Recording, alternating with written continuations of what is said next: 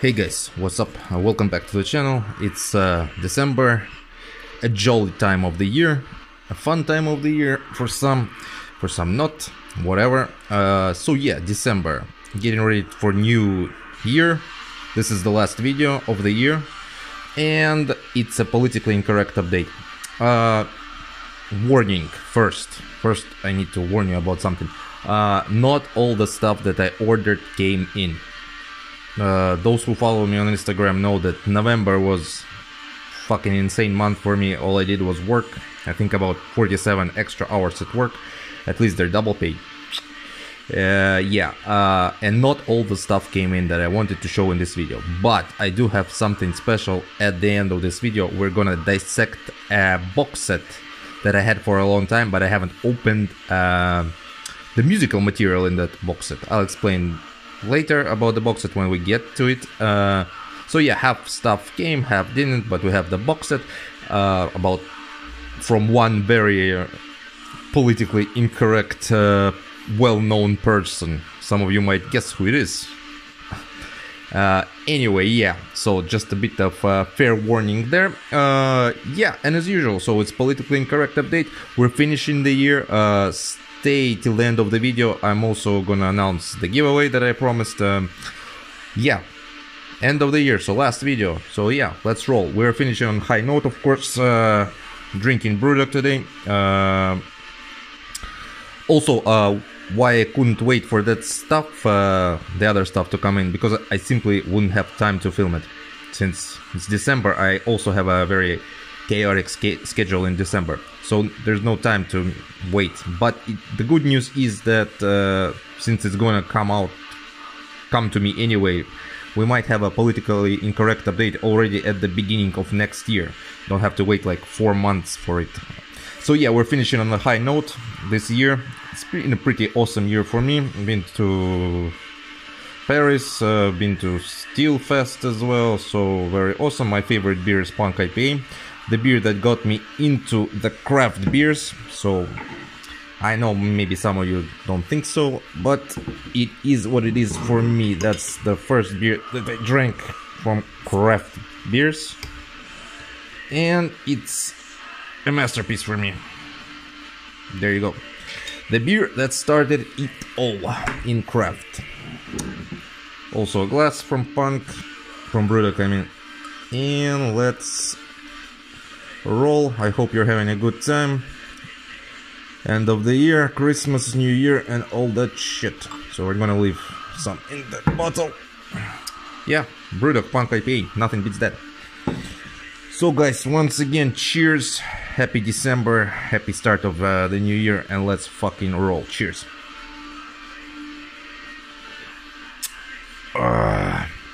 God damn it. It's so fucking good.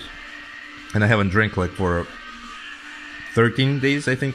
Didn't have any single beer at all, because I was like working. Okay, enough of that shit. Fuck work. Yeah. Let's get it on. So we're starting off with this one. This is Moon Tower, Antichrist Supremacy Domain. Also, I hope it's not very dark on the video, because natural light in Estonia is already gone. It's dark and it's cold and it's freezing. So yeah, Moon Tower from Poland, Antichrist Supreme Domain. Interesting story about this, that I found it in the local shop run by left-wing guy, let's say it like this. He didn't know that this was a Polish NSBM band. And when I saw it there, they usually don't have any black metal at all. Maximum what they have is Manowar. Sometimes I go there to find some classical heavy metal shit, like Slayer, mostly Slayer. But yeah, this time they didn't have, but they had the Moon Tower. I was really surprised. And I told him about this, and he said, I want to sell it to you immediately, because I don't support this kind of things. Please take it off my hands. Originally it was for 20 euros. I bought it for 13, I think, from him. So as you can see, two guys only in the band. The band was established in 1996 in Poland. This is their second full-length album, like I said. Act of Hate Records. So yeah, Moon Tower. Originally, The album was released on Total Holocaust Records. Of course, I think it's banned on Discogs. As you can see, the logo is pretty beautiful here. Amazing stuff as usual. Angels, something's happening there. I don't know if it's a fight or are they having intercourse, but it is what it is. So, like I said, the band was established in 1996 in Poland. If you Google the band names, you can find interviews from that time, from good old days. This is a 2005 release, so you can find interviews how they talk, both band members, about NS, of course using a lot of racial slurs. And yeah, and like I said, the first label who did the printing was Total Holocaust Records. In general, what it is, it's a classical take on Polish black metal. Nothing new, nothing old. It sounds, interestingly enough, it sounds very demonic to me. It starts off with a long orchestral intro. This intro, all of you heard this intro in some movies, horror movies. I think I heard it in Omen. It's the classical Ave Satanas, composition. And surprisingly, the whole composition is there. At first I thought, maybe what the fuck did the composer think about that? They probably, of course, they didn't pay anything to composer and just used it. Comes on black, so no reason to pull it out, but let's take a look at the side labels. So yeah, but then I remembered, I think all the classical music is free of rights, so you don't have to pay the composer.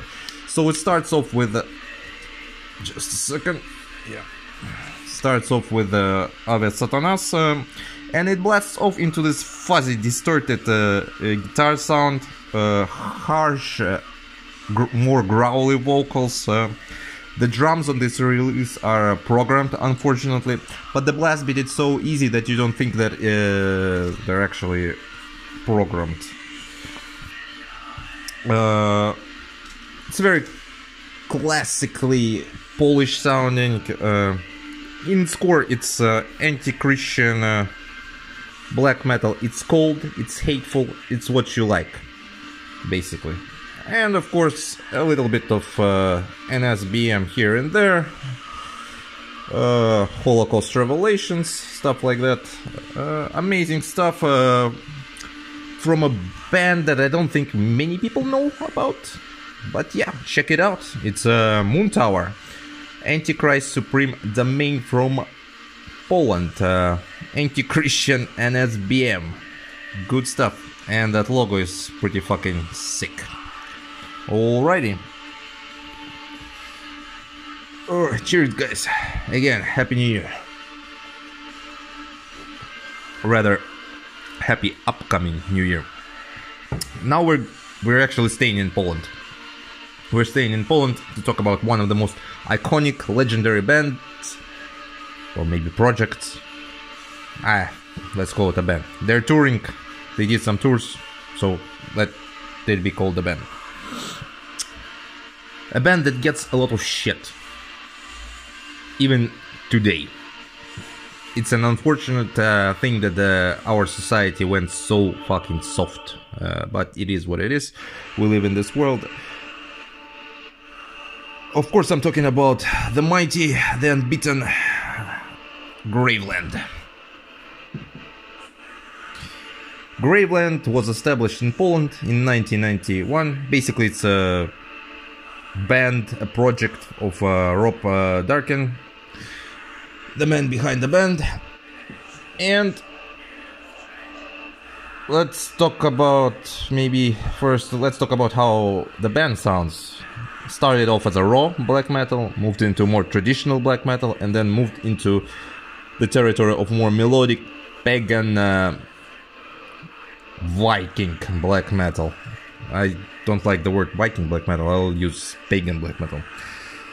And so here we have the first release from the band. Or maybe not first, I don't remember. There was a bunch of demos. So Anyway, we have this one. This is In the Glare of the Burning Churches. This is a demo from 1993. Amazing stuff, as usual. By the way, in the background we are listening to Graveland. If you're interested in that, limited to 666 copies. This is my copy. And yeah, Darkland Records has released it. Let's take a look at the cover. I do prefer another cover, I think it has, with a burning church rather than with a burnt church or the ruins of the church, but it is what it is. So it starts off as you would expect from the title. The title is In the Glare of Burning Churches, so it starts off with a scream and the sound of fire in the background. Screaming vocals, blast beats, keyboards. Basically what it is, what I like to call it, it's yeah, this is the cover. This is the original, I think, from a tape. So what it is this is a heretic pagan assault on Christianity, basically. It starts off with that. This is what the band, their original sound and original thoughts of the band were. It was more like of a anti-Christian band. Of course, another legendary figure here, for those who know. There you go. Old school as fuck, which is fantastic. Graveland. Yeah, first sensational demo, very raw sound in my opinion, but you know, it's very good for that year that it came out in 1993. It was fantastic. Let's take a look at now. You can say legendary logo, also very good. So fantastic release from a fantastic band, and yeah, we're gonna have more of this band. Actually, we have 4 releases today from this band. Let's take a look at the side labels. Nothing special here on black. But nevertheless, this is their first release. And it's a fucking stellar one. Especially with this cover. Now we're moving forward. We're moving forward and we have a lot of formats today. So we're moving forward to a CD format. We are moving to Graveland's... Let me take it out because there's a fucking glare. We are moving into CDs and we have this one. Of course, this is again Graveland. Like I said, we're going to have a bunch of releases by one band today. And we're going to have a lot of releases by another one band today. So this is Celtic Winter, 1994 demo. Interestingly enough, you can actually see how fast the evolution of Graveland became. Of course, when there's a talented individual behind the band, this is no surprise. So, first of all, the keyboards now are really solid. The whole thing is, the whole demo tape is more thought through. A lot of information here, by the way, in side notes and shit like that, as you can see. The font is not really that good for an eye, but it is what it is. Old school pictures, let's take a look. So yeah, the whole release is more thought out, the production is more crisp, yet it still feels evil, atmospheric, and overall well composed. It's one of the more interesting demos that I heard, I think, especially from 1994. Yeah. Again, comes with this paper. This is, I think, the original cover that it used to come with. It's the symbol there that Graveland uses. Let's take a look at the CD. The CD is actually... I like it when the CDs have art as well. You can see the fire here. Warheart Records, I believe, is the distributor. So yeah, the back is the same. Also I need to mention, this is one of those releases that has the original demo tape and the remastered version. I prefer the original one. It has its charm, it has its glory, and it's perfect in my opinion. So yeah, this is the second album. Here you can, second demo. Here you can already see the progress and see the evolution of the band. It's a really unique band in my opinion, how they played with sounds in their career. So yeah, Celtic Winter 1994. Let's take a small break. Cheers.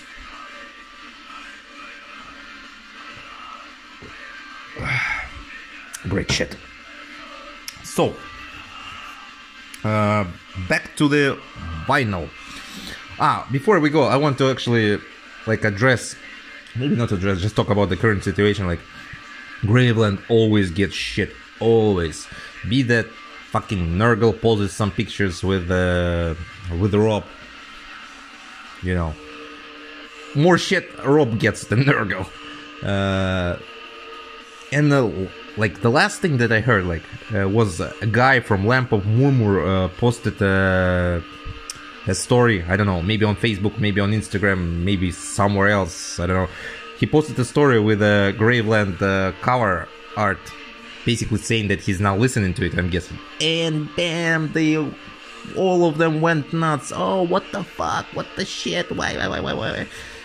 Relax. It's just a band.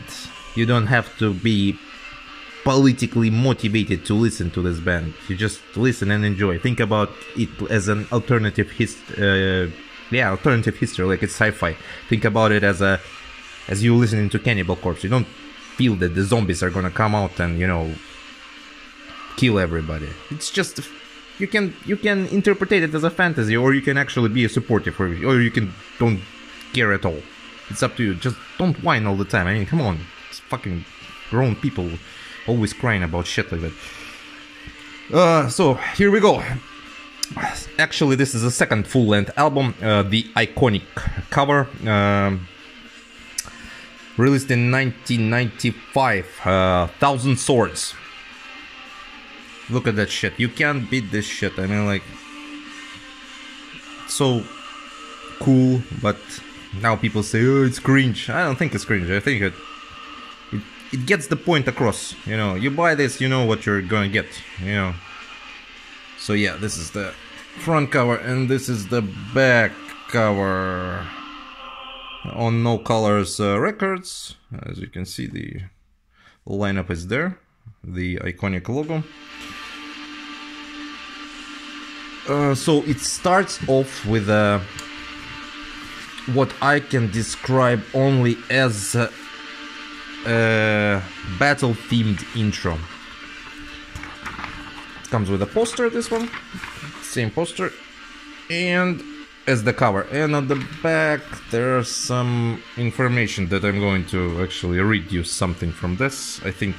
So yeah, but yeah, first let's talk about the music.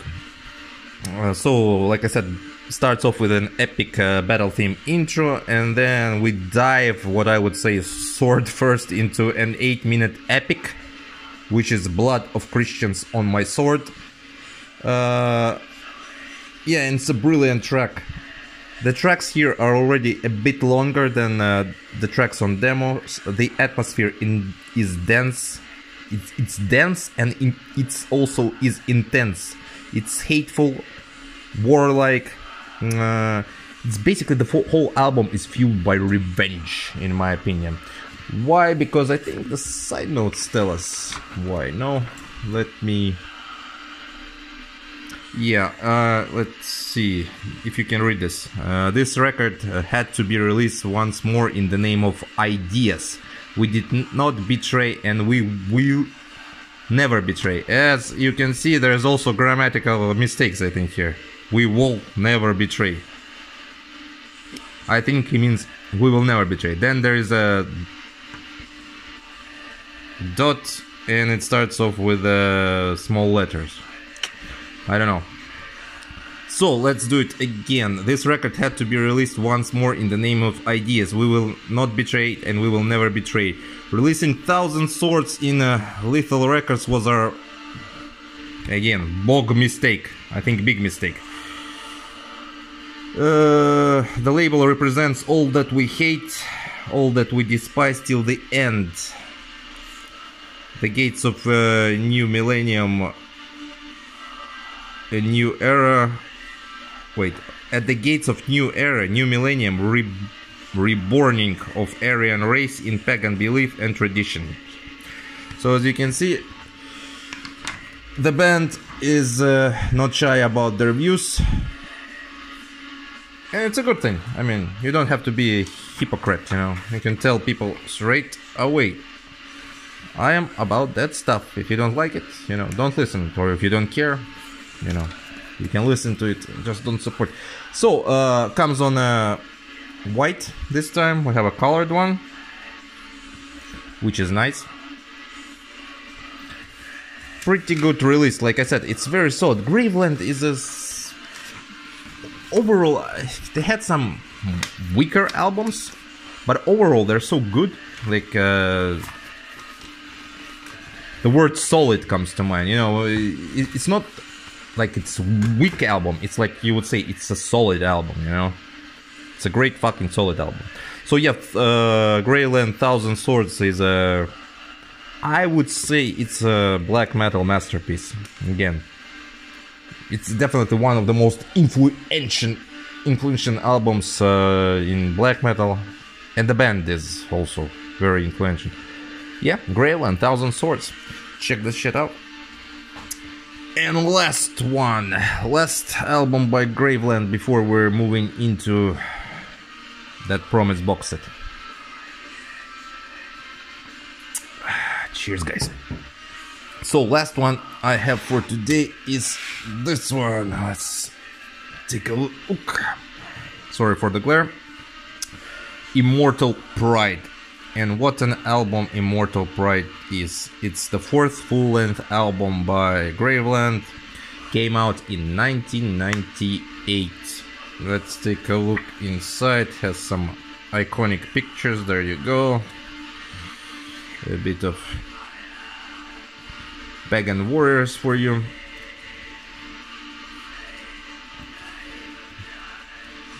Of course, black metal epicness. I actually think that's a suitable name for Graveland style. Let's take a closer look at the photos and prints from that era. The original cover is here and also here. Nice. A lot of side notes, a lot of information. This is of course the newer version of the CDs, that's why it has so much. Okay, now let's take a look into this one. So yeah, this is where the band already, you can say, shift their sound. Like, I want to use the word completely, but so they moved away from the raw sound. Now they are actually playing this pagan black metal. They perfected that sound, and now they are very comfortable with this. And on this album, it shows perfectly. Why? Because even if you look at the tracks, there are 4 tracks. One intro, first track intro, 3.5 minutes long. Second is a normal track, 24 minutes long. Third track, 17 minutes long, and outro of 7 minutes long. It's already a change from this raw sound. It's more of a heroic pagan atmosphere here, heroic pagan sound, and you can actually also talk about the lyric change. They are not anymore doing this anti-Christian, they are more concentrated on the pagan side of things, even though, like, in the previous albums for example, the Thousand Swords that I showed previously, they had like that epic that I told you about, the blood of Christians on my hands. Yeah, it's basically telling like a story of warriors to go out, kill, you know, like brutalize Christians and so on. This is more epic. Here they are like you're watching an epos, an oda, you know. It's more epic sound. It's like fire, steel, faith, honor kind of thing.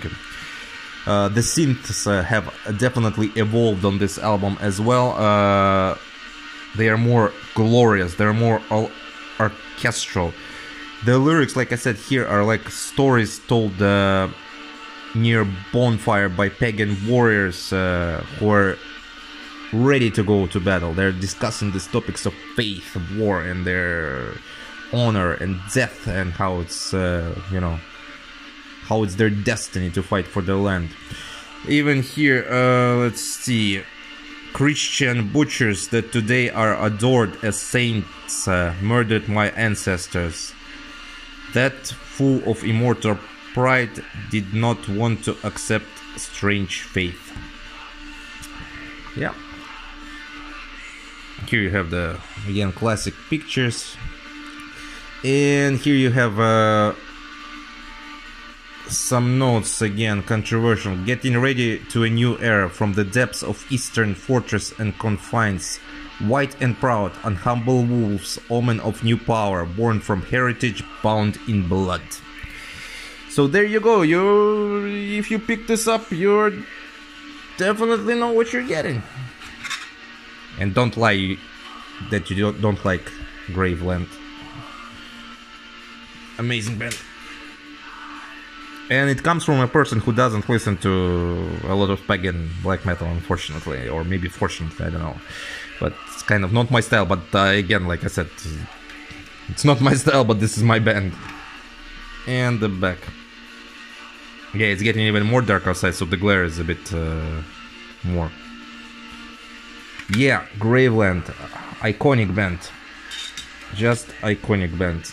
There's nothing more to say about this band. You don't need any introductions. Unfortunately, due to work, I didn't catch them on Steelfest last year, which was a shame. Although Rob reposted my video from Steelfest, which was... Thanks, Rob. Hands up, thumbs up for him for doing that. So yeah, Graveland, an amazing band. Again, the band gets a lot of shit, you know, fuck those people. But yeah, Immortal Pride by Graveland. Woof. We'll need some beer before we go into the next one. So first the story. So like I said, I didn't get my stuff, but I had something special planned. So 3 years ago I bought a box set, alright? No, 2 years ago I bought a box set. Or 3, you know, whatever. The box set came in, I had a lot of stuff by the artist. I opened, of course, the box set, I looked inside, like all the additional stuff. But it came with tapes. I never opened the tapes, like never. Because I had all the releases on CD, on vinyl, and I didn't have the need to open the tape. Then I opened the channel here on YouTube, and I wanted to open this box set, at least the tapes, with you guys. I showed the box on Instagram before already. Every time I wanted to do it, I thought like, oh shit, I have a lot of stuff. If I'll add the box in, this video is gonna be like 1 hour long. I need less stuff, and then I'll show the box. And so it went like for, what, 2 years. Yeah, so I got the box. 1 year I didn't, like, forgot about it. Okay, let's call it like this. Then I wanted to do it on the channel, but, you know, nothing happened. Every time I postponed. So now it's the perfect time. The stuff didn't come in, and we will look into this amazing box set. Yeah, just a minute. Before we go, cheers, guys. It's gonna be, I don't know, maybe it's gonna be a long one. Cheers. Let's move this here. So, the box is by a record label owner, a role-playing games creator, one of the godfathers of black metal, a person who is not credited on Mysterious Dom Satanas. Can you find out who it is? Well, let's find out. Of course, you probably already fucking guessed who it is, yeah? But let's take a look into this one. And here it comes. Bam.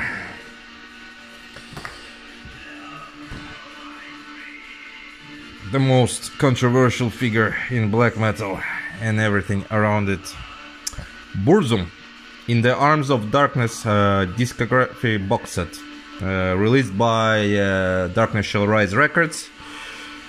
limited to 1,000 copies. So let me tell you a story first about how this shit went on with the box. So they posted that they're gonna do this box. This is one of the first largest boxes that they did. For example, the Emperor box I think costs like 200 and something euros. This one costed when it came out 136 or 156. I don't remember. I think it was 36. So it was very cheap for what it comes with. And originally it was planned to be released as a limitation of 750 copies. Then the guy behind the label, extended it to let's take a look like around. Extended it to 1,000 copies. Of course, this shit sold out immediately, and then the guy goes onto his Facebook page, on the record label page, and he goes like, well, a lot of people are asking me about the box, like, my idea is to do additional 500 copies. What do you guys think? And that was his mistake. He wrote, like, what do you guys think? The comment section went berserk. I've never seen so many people saying, like, what the fuck? You said it was an exclusive box. You already extended the limitation, like, and shit like that. So they went completely apeshit, and the guy was like, okay, you know what, fuck you, I'll release just the tapes from the box, like, separately. And I think he released the tapes, but the tapes are not the same colors as in this box. So yeah, it was like, they completely went fucking nuts. So yeah, 1,000 copies. Of course, I'm not gonna talk a lot about Burzum, let's be clear here. Basically one of the godfathers of black metal. Not only that, but I think he's also one of the originators of at least atmospheric black metal, and you can credit him for... You can credit him for introducing ambient sound in black metal, or, you know, or maybe a bit popularizing Dungeon Synth on the Prison albums. I know that Dungeon Synth, of course, and ambient has been incorporated into black metal before him, but, you know, knowing his notoriety and that he was in jail and all the eyes were on him, of course he popularized it a little bit more. In 1991 the project was established. You all know the story, I'm not going to dive deep into it. Let's see what it comes with. It comes with a flyer describing everything in the box, 15 tapes. And like I said, the price was amazing. I was hoping that the same price would be for Dissection and what was it called? Emperor box set. And of course it wasn't. And I didn't buy the Mayhem, the Mysteries Dom Satanas box set, which is a shame, because it was like only 59 euros, I think. Now it goes for up to 100. Anyway, so comes also with a patch, Burzum patch. The only beef I have with this box is I don't understand why the patch has to be the same thing as the cover of the box, and then it has the postcards, and the postcards are also the same. I think the patch should at least have been a bit different, maybe some logo. Yeah, so postcard, patch, same stuff here. Let's take a look at another postcards. Not quite sure which era is that. I want to say Bellas, but it's not, because one of the next postcards is from Bellas era. Definitely one of the most iconic photos, the prison era. Hey, you can send it to your friends, you know. Happy New Year from prison. The classic shit here. Yep. Oh, one of my favorite. I want to buy. When I was in Helvet, I wanted to buy this shirt, but they manufactured those shirts for the shop, and yeah, the price was 50 euros. I understand why they do it, to keep the shop running, and it's one of the most infamous designs and one of the most famous designs. But I bought some records instead of it. I thought maybe it's going to be like 20-30, but it was 50, and I was like, oh fuck, I'd rather buy a Tokyo record for 25 than this one. But I want to buy it sometime. Probably I'll go in the next 2 years to Helvet again, so I'm gonna buy this one. Coming soon to a church near you, Burzum. Very good. So this is one, the Bellas era. Nice. And then again, we have stuff that I don't understand why they do this. So you have this nice old school poster. Actually, I think one of the rarest things is to see Vark in corpse paint. There's like only a few pictures, no? If I'm not mistaken. But yeah. And on the back you have again a goddamn box set poster. I don't know, a very weird decision considering the fact that next you have another poster. This one is better, of course. Count Grishnak. Let's put it here. Yeah. There you go, the classic image, and of course the one where she's shirtless in snow. So what do I mean by the interesting decision? I mean, like, you have already a patch and a postcard, and you have the box cover with the art from, you know, box cover, and you're putting in two posters. Maybe leave this one, at least, since you already have this cover everywhere, and make a small flag of this one, just like a flag. Would be cool. I don't know, just my opinion though. Stop for a minute, a bit of a rant. I hate fucking box sets like that are manufactured by big companies. This one is absolutely perfect. It's not that I have a beef with it or anything. I mean, like, it's just, you know, things that I would do a bit different, I guess. But when you, like, for example, this nuclear blast shit from Slayer, right? They say, oh, buy this Slayer box set, for example, for, I don't know, Repentless. The cover of the box is the cover of the album. Then you have a vinyl there with the cover of the album, a CD with the cover of the album, a tape with the cover of the album. They put a pin in. Pin is cover of the album, and they put a shirt with the cover of the album. I mean, come on. Some originality, please. Maybe. I don't know. Of course, if you're a die-hard collector of a certain band, you're gonna buy it. Anyway, you get what I'm talking about. Of course, comes with the certificate. Let's take a look. As you can see, pretty high up on the list. 347 out of 1000, limited to hand-numbered, 1000 hand-numbered copies, official tape, blah blah blah. Burzum discographic, In the Arms of Darkness. And the most interesting thing and unique thing about the whole thing is this book. Now the book has a different cover, which is already amazing.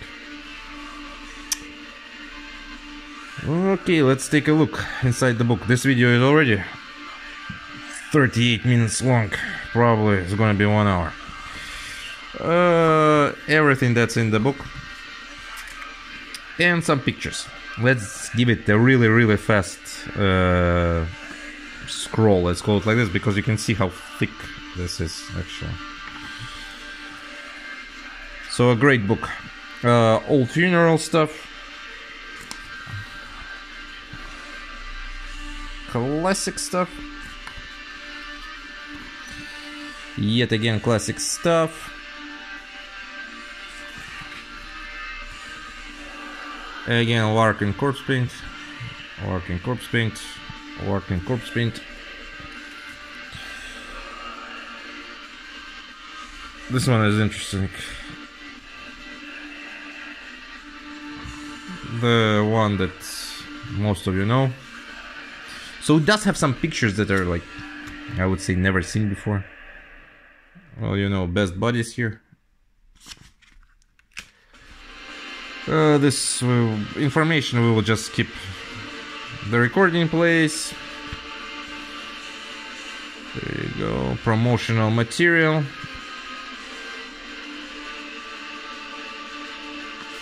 Again, promotional material. The drawings.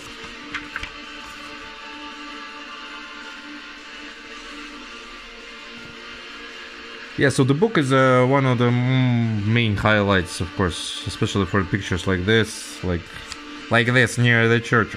Oh, something's going to happen. Okay, the classic T-shirts with the back print. The burnings. Yep, a lot of burnings here. The image, the iconic one. Asuka. when we're only halfway through. Of course, the material from the Norwegian newspapers, the infamous interview. Why did you give an interview? Maybe you were what's the word? Yeah, maybe you thought about promotional use, but I would still not do an interview when I was burning churches. Yeah, Satan. There you go. Graveland. The image from the... Basically the whole photo shoot is here. I think it's the time when he came from England or something like that back to Norway, when he was doing some deal signing with the... What was the Erika label or something like that, and he came back and he did this photo shoot with a reporter. Anyway, I'm not sure. Yeah, a lot of material here, a lot of good material, a lot of good reading. Even the photos alone are fantastic. Of course, a lot of promotional stuff. Good for people who kept it. Imagine now the prices on all of this, especially on this one. It goes for a solid 300 euros now, if you can find it. Even in shit shape. Of course, the sort of a black circle here. The mythical black circle. The iconic image here. The places that Vart lived in. Supreme Nordic art. You know all this. Okay, somebody died. You know who it is. This one. Also a very iconic image of I don't know. I think Euronymous is a sketchy person in figure in himself. It looks like a lot of people didn't like him, like even Necrobutcher, Dead, Vark.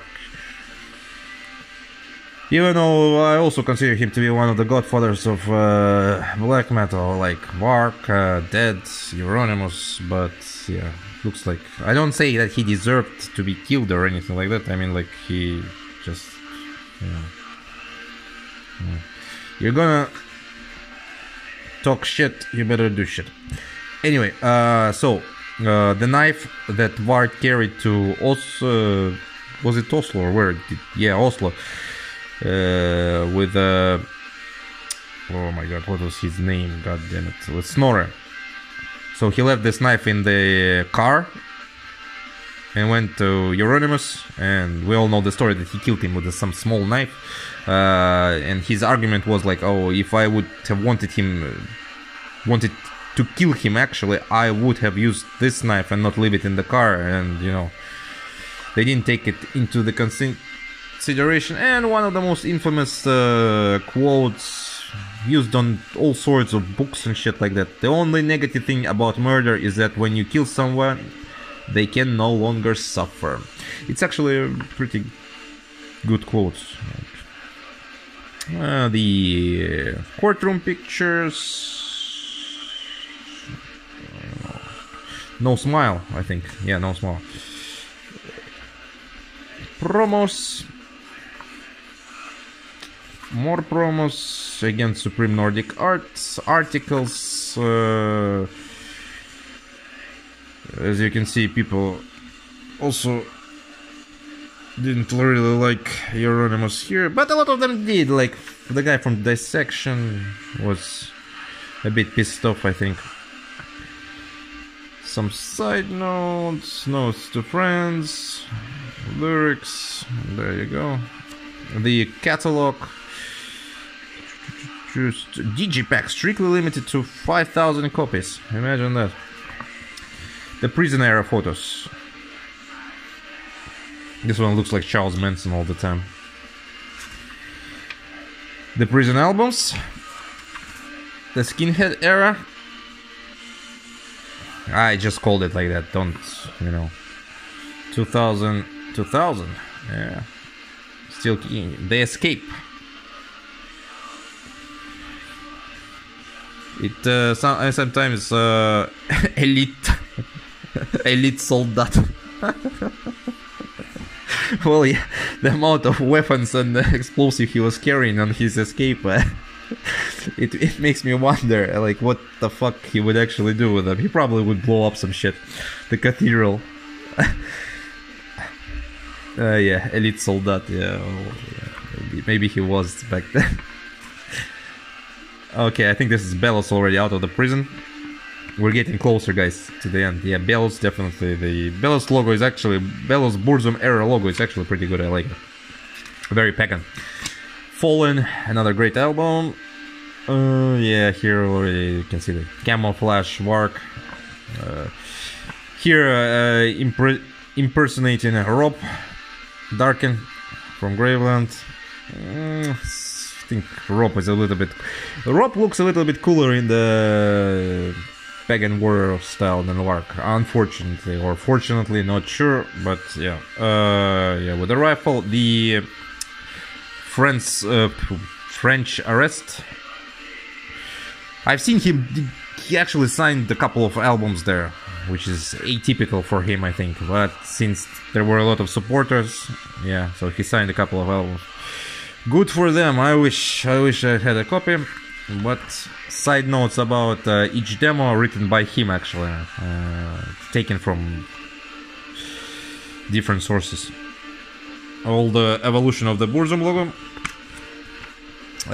This one is explanation from the owner of the record label who released the box set Darkness Shall Rise, because a lot of shit of course came into on his side. As you can see the last bit here, please refrain from any political commentation, as I don't care of either side. Politics had never been a part of my label and never will be. The last one, and there you go. So the book is huge. Wow, 46 minutes already. We haven't even opened the tapes. Fuck. My ass is already tired from sitting. Cheers, guys. We're gonna open the tapes in a chronological order. I'm not gonna talk about each and every album. You know, it's classic stuff. All of you should know it. Even those who hate him, who love him, who don't care about him. Also, I forgot to mention, in the tapes case comes this wonderful huge ass pin. There you go. So it's a great box set. Only missing a flag instead of two posters, but it's a great case. Okay, and like I said, it's gonna be an unboxing because I never opened the tapes, because I have every material by this dude on every other possible format. I was lazy and I wanted to make a video. Okay, we're starting off with this is the demo number 1. Again, I'm not gonna talk about this. We're just gonna open the tapes and, you know, the years, you know, the price, you know, the amount these tapes go now is unbelievable. Just unbelievable. If you can find one, of course. I believe this is not the original cover of the tape, the cover art. The art of the tape was this hand doing this, and just on the white font. So there you go, this is the tape. Let's take a look inside. So again, the iconic images. Yeah, this was the cover art, I think. Yeah, black metal and 1991. Nothing inside, but you don't need nothing inside because this is a demo. So great stuff. And each tape is going to be individual because it has its own color, I think. Let's take a look into demo number 2. This one I think has the original cover art. It definitely was something like that, if I remember correctly. And I should remember it correctly. At least I believe so. So yeah, a little bit of unboxing, a little bit of a special episode. I hope you don't mind. It's an interesting box. So this one is already like the 90s classical tapes, you know. Just like this gray kind of thing. Also it says, you see, rehearsal demo 1991. Taking a look inside. Yep. Bam. Imagine having the original one with the handwritten stuff here. And there you go, the address Please. Oh, actually, I have something in this. Only $3. Slow black metal. Lark Weakness in Norway. Give it a try. Maybe he'll answer. Yeah, not anymore because he's in France now. Okay, so next up we have Burzum, the self-titled one. These are all raw, and these are all extremely fucking good, in my opinion. I'm gonna say controversial opinion. Of course, the later albums, the later ambient albums, are not that good, but they're still okay. I think when I started to lose him, it was during the pre-last one.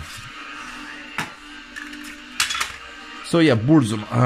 Yeah, as you can see, it basically mimics everything that the original tapes had, or something like that.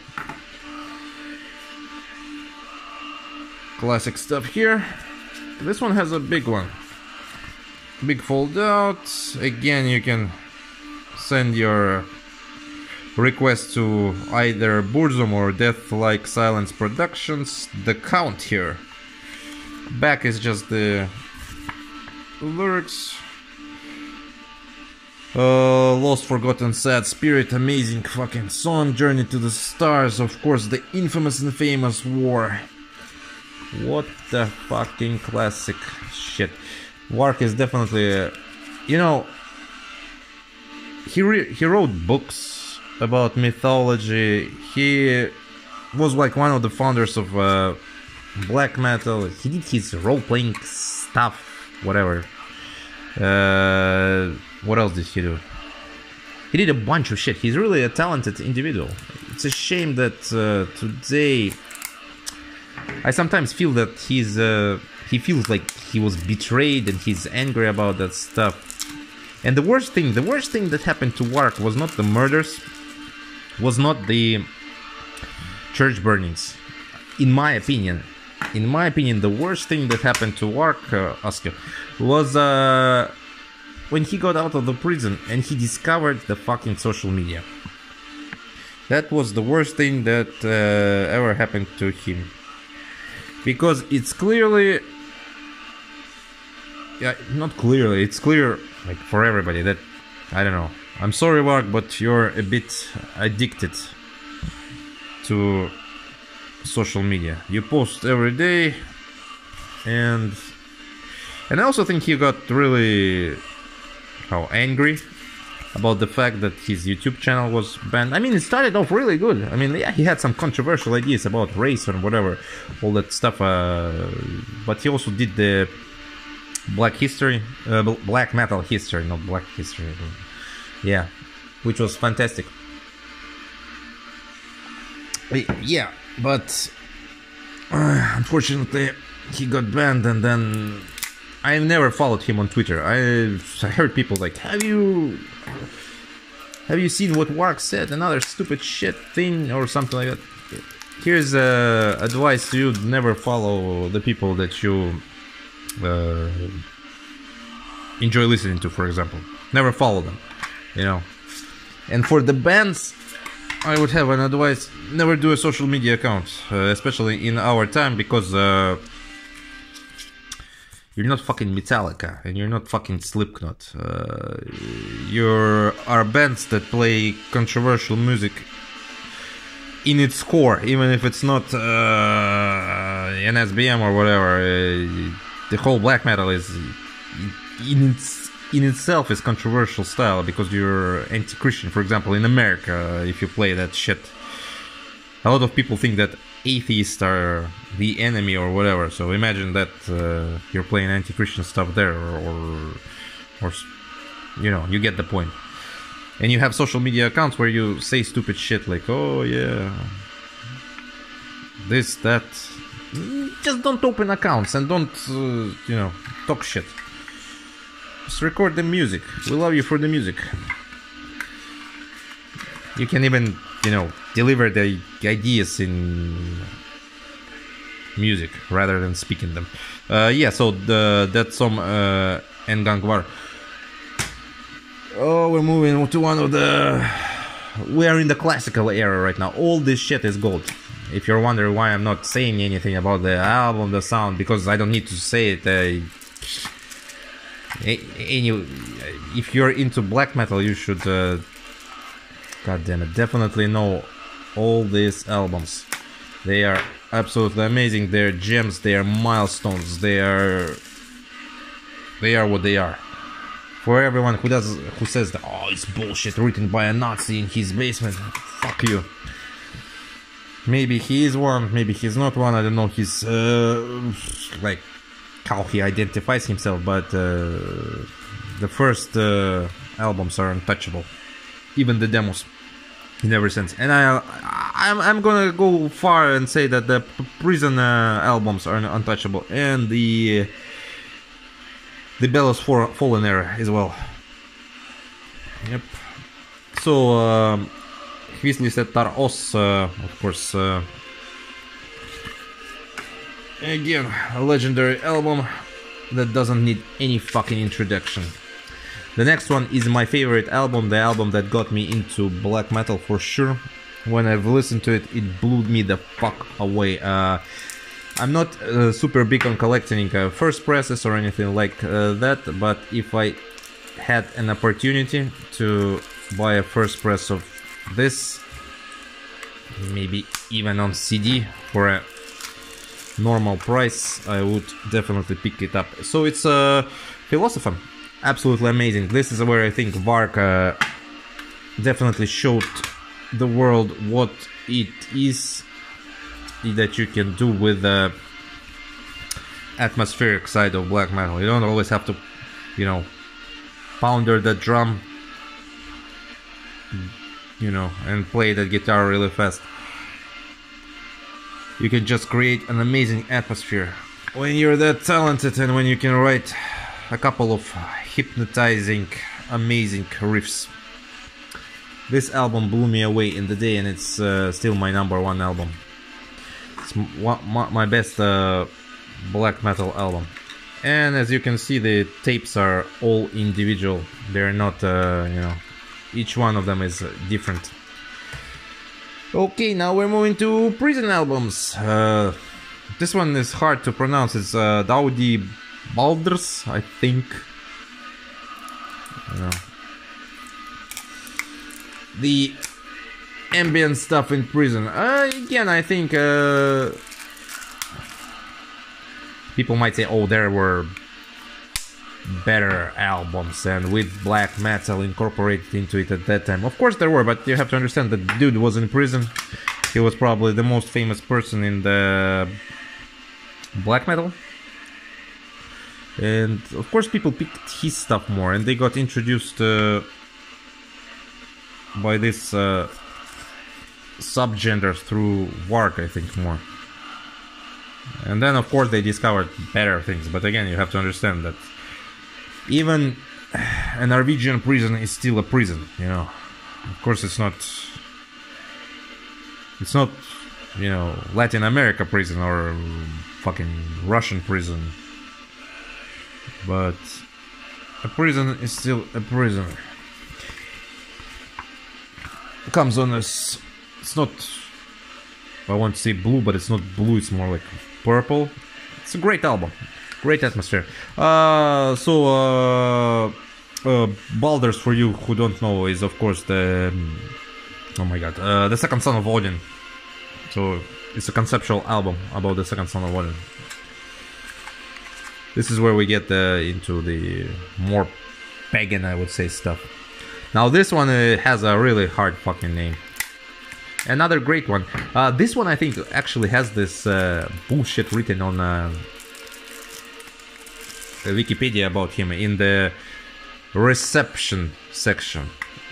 One guy wrote it. Some idiot from some newspaper wrote like written by a Nazi in prison, complete shit and stuff like that.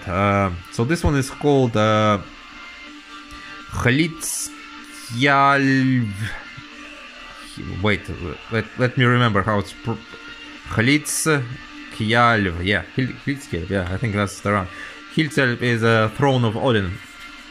If you don't know, again, take a look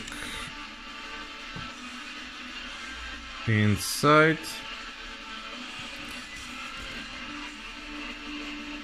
This is where he started to, you know, again, through mail already, talking a little bit of shit about metal and stuff like that, that he's moving into the traditional European music and stuff like that.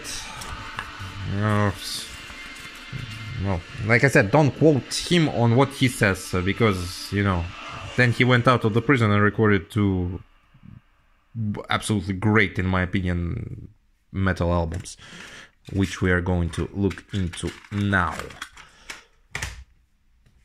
So our fucking music stop. Let me put it back on.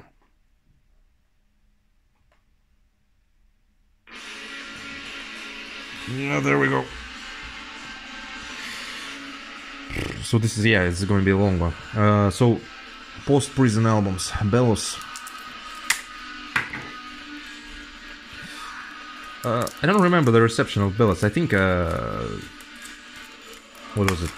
Fucking Metal Sucks gave it like 67% of what they used to call like freshness or not freshness, whatever, 67% of positivity. When I listened to Bellows, I was quite blown away. Like, the man is coming from a prison, you know, and writing that kind of music. It ain't fucking 67% fresh. It's more like of a 83, in my opinion. It was a great album, and it was a metal album. Yeah. It was, I remember, I think this came out in the winter, or at least I listened to it in the winter. And it, yeah, like I said, it blew me away. And I actually listened to it with a couple of my friends, and they were like, whoa, he still got it. Okay, the vocals changed a bit, and his style changed, but it was a great album. I don't see why people, not people, the fucking reviewers. Of course, I know why the reviewers did this. He's never gonna get a fair judgment on his work because he's so controversial and he's so not mainstream. Which is, again, you have to think for yourself if it's a good thing or a bad thing. I don't follow Wark on any social media at all. And I don't advise any of you to follow him as well. Of course, you can do whatever you want, but if you don't want to get disappointed in people, just don't follow them. Listen to their music. Next one, Fallen. I consider it by many to be a lot better than Bellows. I don't know. I think they're pretty much equal albums, and they are both very great albums. Maybe Fallen has a bit of more of a punch to it than Bellows. That probably, you know why, because, you know, it's the second post-prison album, not the first one. But yeah, comes on the golden tape. Great art here. Oh yeah, amazing stuff. The unneeded album, how I call it. Here, remember when I said like I enjoy most of his stuff? Well, here's one that I don't enjoy. I don't understand why, or what was the need for this. What's it called actually? From the Depth of Darkness, not In the Arms of Darkness. Yeah, From the Depths of Darkness. Very weird album, unnecessary album in my opinion. The only good thing about it is the fold-out. This is the re-recordings of his, what he said at that time, favorite tracks.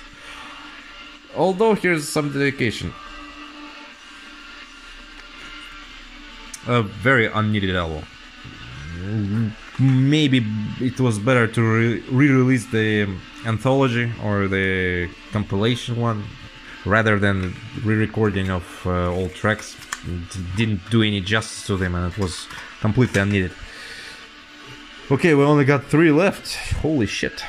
This one... This one is called... What's... let me remember it. Umskiptar, yeah. Metamorphosis in English. So this is last metal album, right? It's pretty good. Here it's, I can agree with criticism already that it's not as good as Bells and Fallen.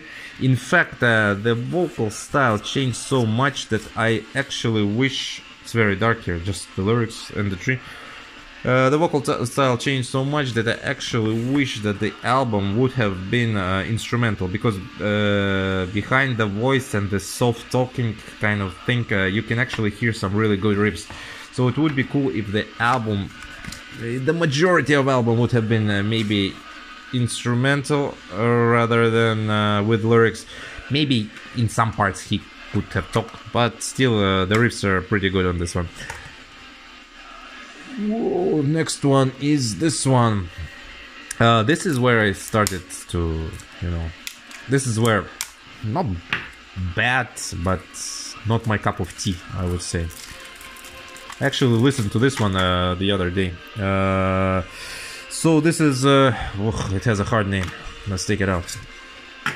At least hard name for me to read. So this one is Sol Austan Manifestan. East of the sun, west to the moon. There we go. Still remember this. And this one is quite interesting. Like I said, I started to lose it a bit on these releases, but this one is not ambient and it's not synth. I would say it actually is more incorporating of electronics into it. It still has ambient and synth, but when you listen to it, you feel more like it's kind of an electronic synth and ambient album mixed into it. This one is 60% for me. Like I said, I listened to it the other day before doing this. It works actually quite alright. I worked and it played in the back. Quite nice. Last one, unbelievable. We have reached the end of the 15th tape box set and all that extra stuff. The last one doesn't open. It doesn't want to say goodbye before New Year's Eve. So, last one. Last one is Ways of Yore. The cover is pretty good. Yeah, this one I don't like. I can tell you the truth. I don't like it at all. A lot of hail, Odin, hail, Odin, hail, Odin. The cover is good though. So this one feels like an audiobook. It's like he's mumbling something there, and yeah, the vocals, and it's pretty interesting that. What the fuck is wrong with the music? Let's do it again. I think we talked so much, yeah, that it stopped the second time for some reason, the Graveland. Anyway, so, where was I? Already a bit lost in talking about him. Yeah, so, Ways of Yore, I don't really like this one. It feels like an audiobook. It feels like he's telling fairy tales and stories. I understand that what he was going for. And the interesting part is that the voice is a bit fuzzy there. You can barely hear him, and it like creates this kind of distortion between him and his music on the background. So it's, yeah, I didn't enjoy this one, but it comes on a beautiful tape. So the box of course is missing the last one because it didn't come out during the release of the box. So yeah, Burzum, Ways of Yore. But maybe I'll pick it up on a discounted aisle sometimes. I heard it was like also 50-50. Some songs are good, some songs are complete shit. And there you have it. Whoa, ho, ho, ho. So we did it. We opened and dissected Into the Arms of Darkness box set. Pretty big box set. Take a look at this pile of stuff here. Oh, these are only the tapes that we looked through. Here's the fucking pin there as well.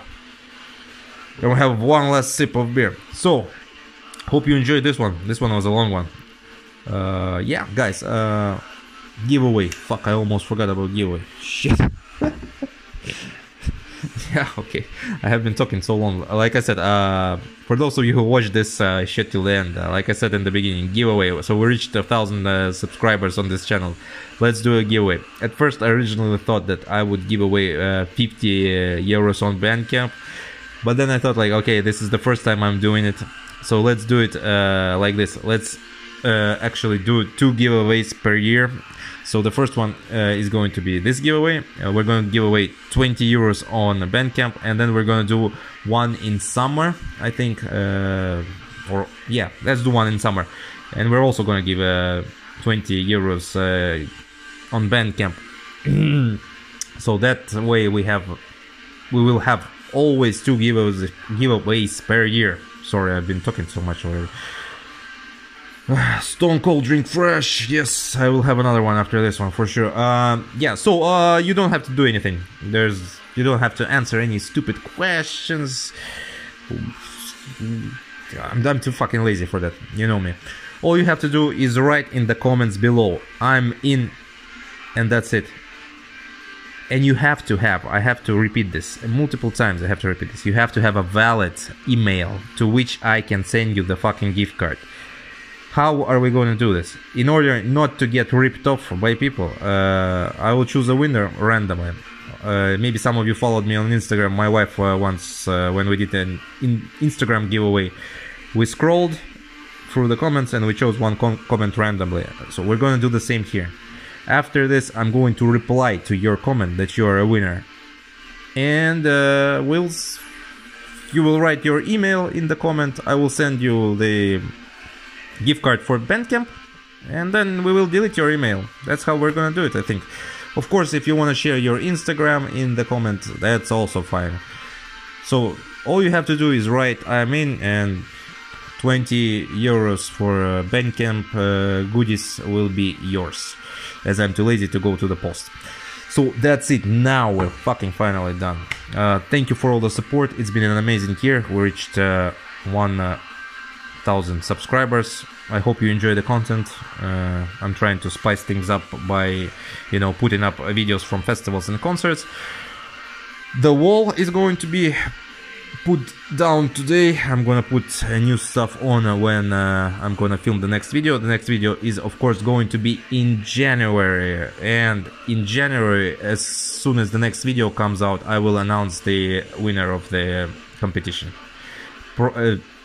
Straight up, it's going to be late January, from 20th to 30th. It's not going to be the first week of January.